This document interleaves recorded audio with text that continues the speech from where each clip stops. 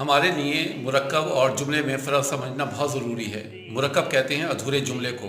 اگر میں کہتا ہوں کہ انا طالب تو معنی ہوں گے میں ایک اسٹوڈنٹ ہوں، ابھی ایک جملہ ہو گیا۔ انا ایک ایسی پروناؤن ہے، ایک ایسی ضمیر ہے جو انڈیپینڈنٹ ہے، یعنی جو منفصل ہے، کسی سے اٹیچ ہو کر نہیں آ رہی ہے۔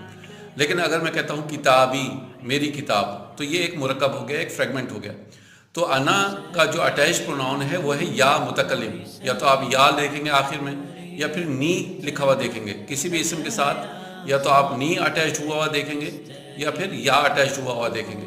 اگر میں کہتا ہوں کہ میرا گھر بیتی، تو بیتو تھا، بیتو کے اوپر تا کے اوپر پیش ہے، لیکن یا کیا کرتا ہے اپنے پیچھے والے حرف کو زیر میں تبدیل کر دیتا ہے، وہ جگہ بیتی میرا گھر، کتابی میری کتاب، مدرسہ تھی میرا اسکول، جامعہ تھی میری یونیورسٹی۔ تو ضمیر منفصل انڈیپینڈنٹ پروناؤن وہ ایک جملے میں استعمال ہوتی ہے، اور ضمیر متصل